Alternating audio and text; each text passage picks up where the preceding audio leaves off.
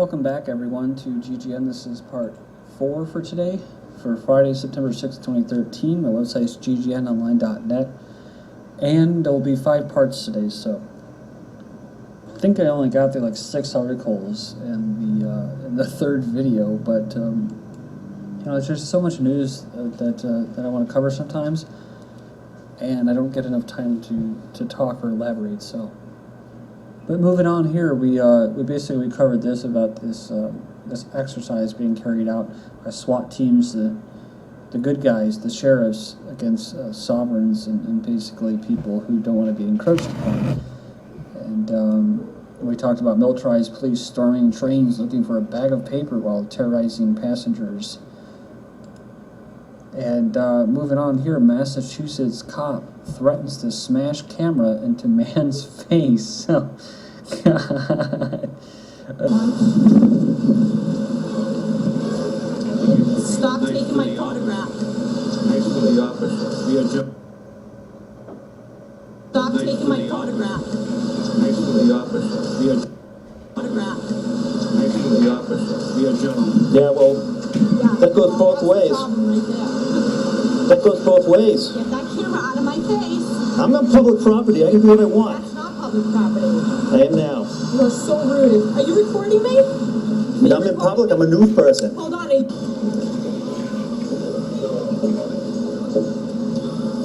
Are you recording right now? I am videotaping, which is in my constitutional rights. It most certainly is not. It certainly is. In public, I have the right to record video and ambient noise. And This is not law enforcement has no respect, no expectation of privacy when you're doing your job. You're in uniform. You just threatened to bash me in the face, officer. That is a crime.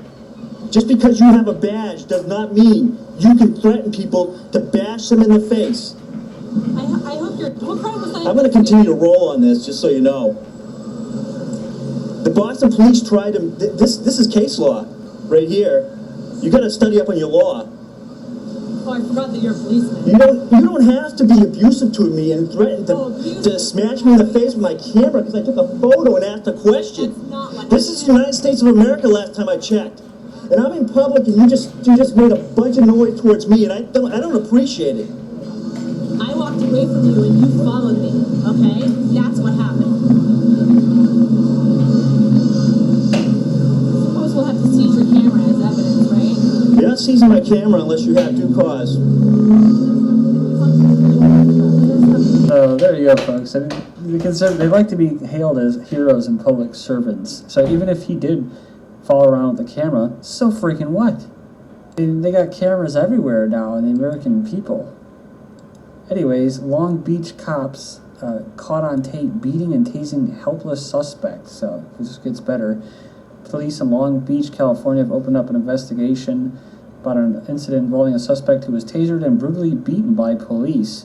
It says here, even he had successfully been subdued. The 46-year-old Mr. Lopez, his teeth was knocked out, his right arm was broken, his left lung collapsed, as both of his legs had gashed, requiring stitches. So they say that he refused to roll on his stomach, and it says it wasn't that he couldn't understand, he said he refused to go on his stomach, basically submit. And he was basically having, the biggest thing was that justified this beating was because he was having a dispute with another homeless guy, probably. I think that's what they said, in front of a liquor store. So, and I know those guys, it can get kind of rowdy, but this is a matter of basically the state and a third party interfering with 2 parties, basically private matter. A child shoots SWAT officer with his own gun at California Literacy Fair. A child who was thought to be no older than 8 years old shot a SWAT officer with his service weapon at a literacy fair in California last week while he was showing off tactical equipment to kids. Interesting. So, Helms said the SWAT officer was in a SWAT vehicle demonstrating equipment to children, showing it off, basically glorifying the police state. A militarized police state, when a boy between 6 to 8 walked up behind him and fired his holstered Glock 40 caliber service weapon into his leg. So, karma's a bitch, that's what I say. EU plans to fit all cars with speed limiters. All cars can be fitted with devices that stop them going over 70 miles per hour because you are a child, well, and you're not responsible enough. under the new EU road safety measures, which aim to cut deaths from road incidences by a third. So I think there's research done on the Autobahn when it was less congested in that, and they found that there was less accidents in that. So, but I love this right here. Hackers find weaknesses in car computer systems as cars become more like PCs on wheels. What's to stop a hacker or your local law enforcement pig from taking over yours? Well, we've already seen that demonstrated on PSA videos that cops can take over your vehicles. So, and they're going to tell you how fast you can go. So just like your computers are personal, right? A new TSA pre-check program is selling us back our rights for $80 a year. The TSA is expanding its pre-check speedier screening program to 60 more airports in addition to 40 where it was already available. The new airport should have the expedited checkpoint lanes where the participants are allowed to keep on their belts and shoes and leave their laptops in their bags. So, wow, they're so privileged, aren't they? It enables more slaves across the country to experience expedited screening. So, I like this headline that they put here on Blacklisted, selling us back our rights for $80 a year. But when you go to the mainstream media, how do they word it? Oh, actually, they're being used as a PR a whore to sell it. They're selling it as something that's good, a good alternative. TSA's quicker pre-check coming to 60 more airports to you. Police DUI checkpoint screens 1,000 cars makes one DUI arrest. So after 1,050 cars to pass through Friday night's checkpoint, says here with just one arrest and one citation, police say residents are getting the message. Getting the message of what? Well, that they have authority over you. Well, it's not really legitimate, but they at least try to act like it is.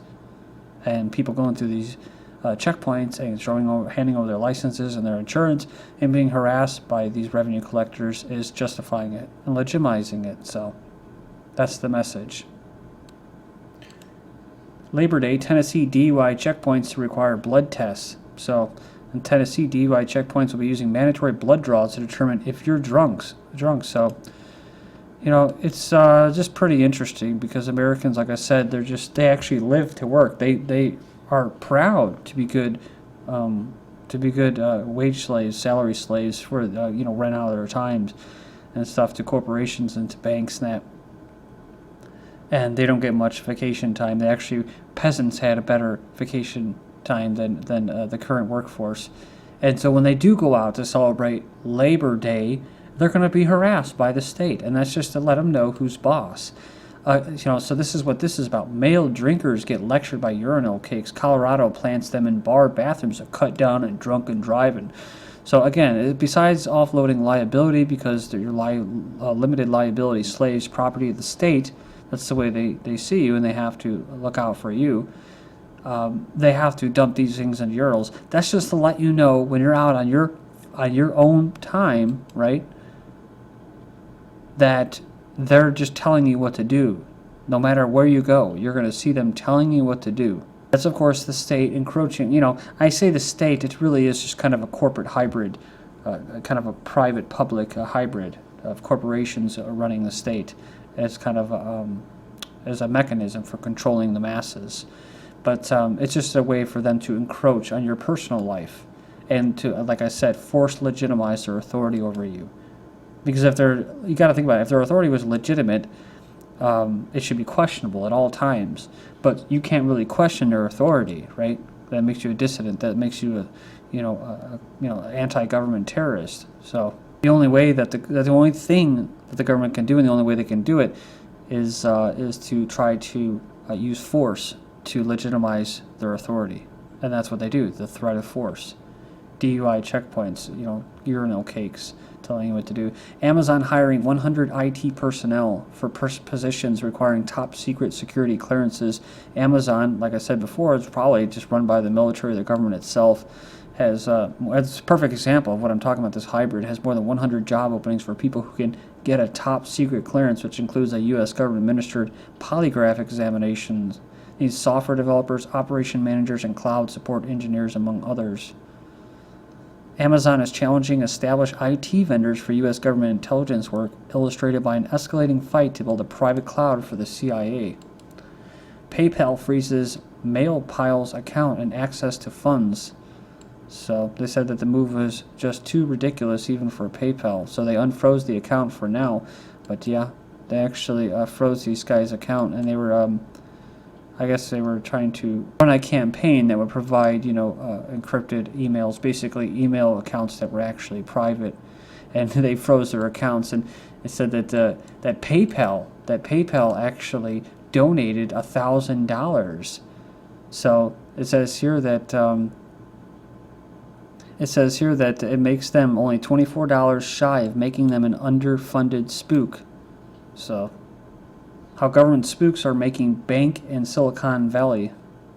So as much as the techno-libertarians would like to believe they discovered the first semiconductors buried in California wilderness, the relationship between big government and the nation's tech capital is long, complicated, and well documented.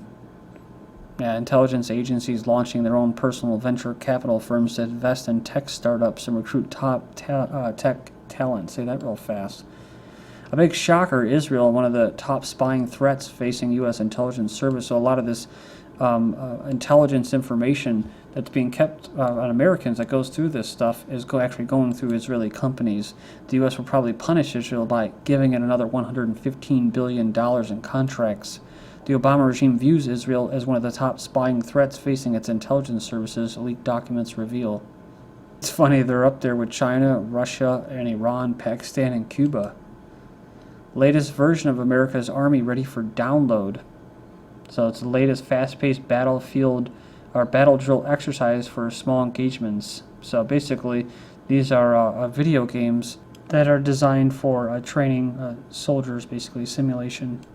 But it does make sense because you're talking about a lot of the games, especially, I would imagine, again, public-private hybrid, that modern warfare, Call of Duty is all just basically part of the same thing for recruiting young people into the military. Then USDA, rural population needed not for farming but for cannon fodder.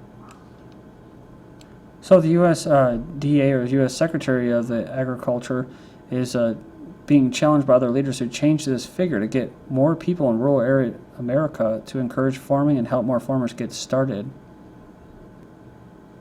To say what could be the driving reason to have more farmers. He says, are you ready? Here's the answer. Although rural America has only 16% of the population, it gives 40% of the personnel to the military. I mean, when it's all said and done, at the end of the day, but the bottom line, all the cliches, the whole reason for increasing farms is to provide cannon fodder for American imperial might. He said rural kids grow up with the sense of wanting to give something back, and if we lose that value system, we'll lose our military might. School is a prison, says that parents send their children to school with the best of intentions, that they might become productive and happy adults. That's why I love that quote by John Lennon where he was asked, what do you want to be when you grow up? And he was like, I want to be happy. That's because that's such a hard thing to attain, to actually be genuinely happy.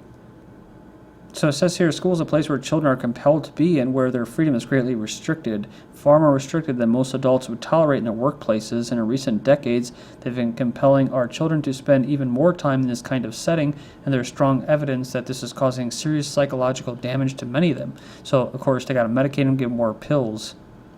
And, of course, like I said, they'll have complexes where the parents go to get visitation rights to the children on the weekends. It says compulsory schooling has been a fixture of our culture now for several generations.